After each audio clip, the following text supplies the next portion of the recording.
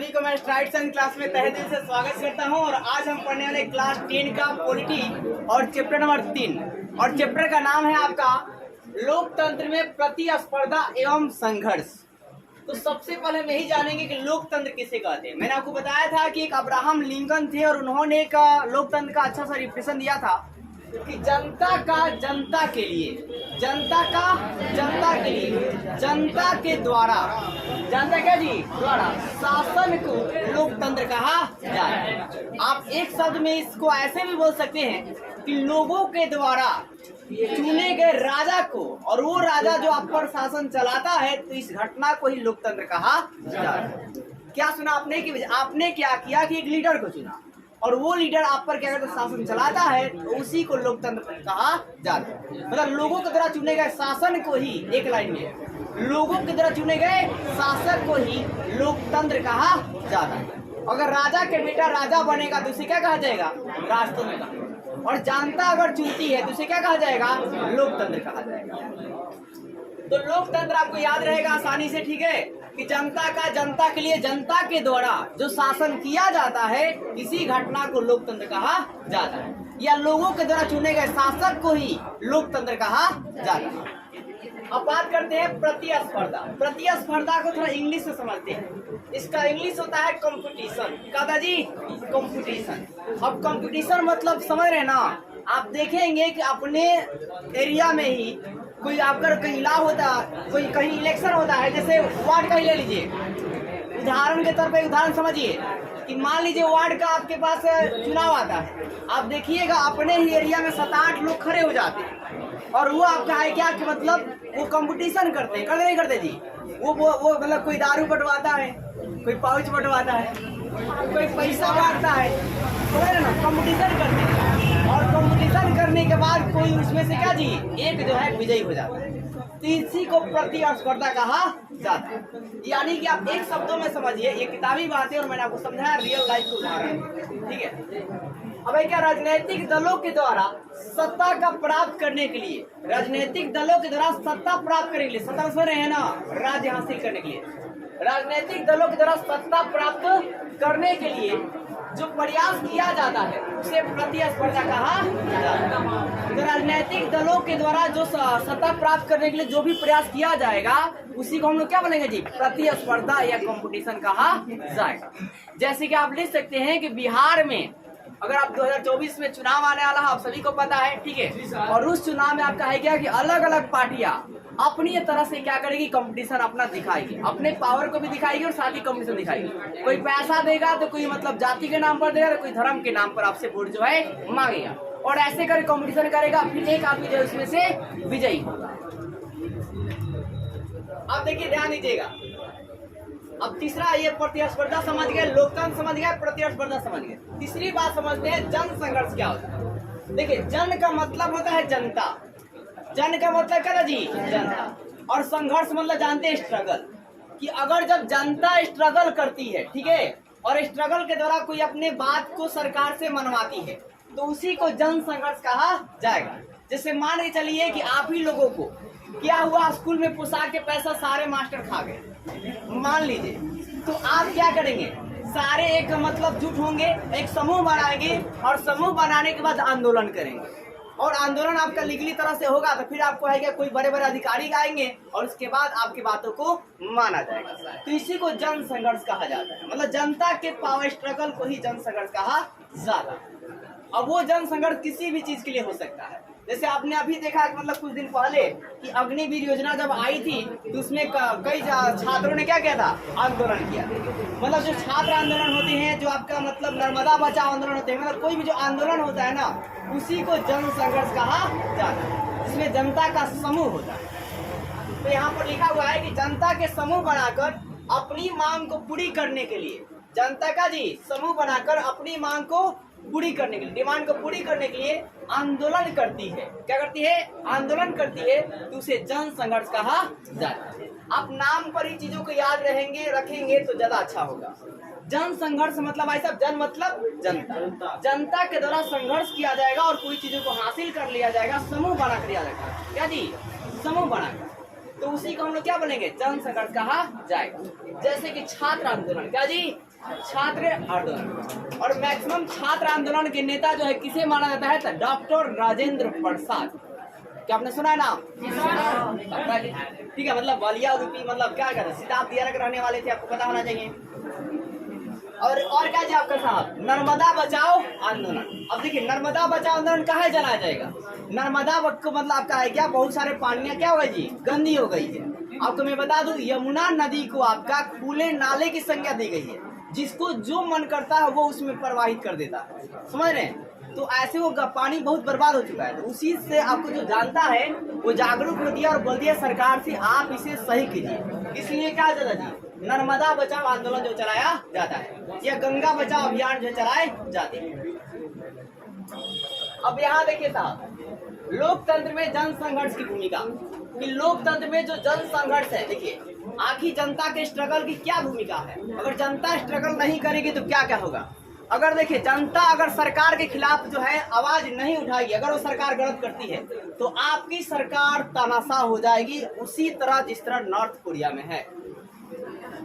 और आप जो है ना और भी मतलब क्या बोलते हैं, जलील भरी जिंदगी को जिएंगे। तो इसलिए आपको हमेशा जब भी सरकार गलत करे आपको आवाज उठानी चाहिए, और उसी आवाज से हो सकता है कि आपकी आवाज को दबा दिया जाए, लेकिन वही थोड़ी थोड़ी आवाज जो है बड़ी बन जाएगी एक दिन, और आपको जो है इंसाफ मिल जाएगा। ठीक है, क्योंकि आपने सुना होगा सत्य छिप सकता है, सत्य हार नहीं सकता। तो देखिए लोकतंत्र में जन संघर्ष की भूमिका क्या है? सबसे पहला बात है कि लोकतंत्र ही स्ट्रांग होता है। हमारा लोकतंत्र क्या था जी, मजबूत होता है। पहली बात जन संघर्ष, आप ऐसे पॉइंट बना के लिखेंगे कि जन संघर्ष से लोकतंत्र क्या था जी, मजबूत। दूसरी बात लोकतंत्र का क्या होता जी, विकास। अब लोकतंत्र मजबूत होगा तो लोकतंत्र क्या जी, विकास होगा। आपके देश के लोकतंत्र को देखकर दूसरे देश वाले ही आपके जैसा करने का प्रयास करें, इसको बोलेंगे विकास। फिर आप कहेगा सरकार तानाशाही से क्या जी, बचती। अगर आप हमेशा जनसंघर्ष करते रह रहे हैं तो सरकार जो आपकी होगा जी तानाशाह से क्या जी, बचती रहेगी। क्योंकि आपको पता है कि पब्लिक के पावर कितना पावर है, क्या पावर किसी खास नहीं। अब नए दलों का निर्माण, नए दलों का जी निर्माण। अब देखिए जब जनता संघर्ष करती है ना तो समूह बना के करती है, और समूह बना करती है तो उसी में से कोई व्यक्ति क्या करता है साहब कि आपका मतलब समूह बना लेता है और एक नया पार्टी जो आने वाले दिन आपको देखिए मिलेगा। जैसे कि आप देखेंगे कि आम आदमी पार्टी के नाम सुने आप? आम आदमी पार्टी के जो मतलब अध्यक्ष है आप जानते हैं केजरीवाल जी, वो पहले स्टार्टिंग में क्या थे साहब, वो एक अधिकारी थे, इनकम टैक्स ऑफिसर का। ठीक है, देखिए वो इंसान ऐसे है मतलब उसकी बहुत हाई अपॉर्चुनिटी है, मतलब वो बंदा अपनी लाइफ में बहुत ज्यादा मेहनत किया है। फर्स्ट अटेम्प्ट में ही वो सब कुछ, मतलब पहले अटेम्प्ट में भाई साहब वो मतलब क्या बोलते हैं IIT, दूसरे अटेम्प्ट में बीटेक, मतलब पहले अटेम्प्ट में बीटेक, फिर पहले अटेम्प्ट में ही वो PC जैसे परीक्षा को भी क्रैक किया बंदा, और पहले अटेम्प्ट में ही उसने आम आदमी जनता पार्टी का भी अध्यक्ष जो है बन गया। पहले अटेम्प्ट में उन्होंने प्रधानमंत्री के लिए अप्लाई किया था, लेकिन उसमें थोड़ा दिक्कत था, उसमें वो नहीं पाया, असफल है। फिर भी उनका प्रयास जारी है। तो आप कहा कि ये बात करने मतलब यही पे हुआ कि अभी आप देखिए क्या हुआ। पहले उन्होंने कहा ना जनता को बीच में गए, और ऑलरेडी फेमस बंदा। अब देखिए कोई बड़ा एग्जाम क्या निकाल कर आया है तो ऑलरेडी दुनिया के नजर में जी फेमस रहेगा। तो वो बोला ना भाई साहब ये जो आप है ना, मतलब देखिए यहाँ पर आम आदमी पार्टी है, लेकिन वो स्टार्टिंग जर्नी क्या था कि आपकी समस्याओं को हल किया जाएगा, आपकी समस्याओं को क्या जी हल किया जाएगा, और आपकी से यानी कि आपसे आम आदमी पार्टी, आम आदमी पार्टी का मतलब एकदम नॉर्मल इंसान की भी बातों को भी सुना जाएगा। आप देखिएगा कि मतलब Kejriwal ji door to door भी जा रहे हैं, वो भी ऑटो से।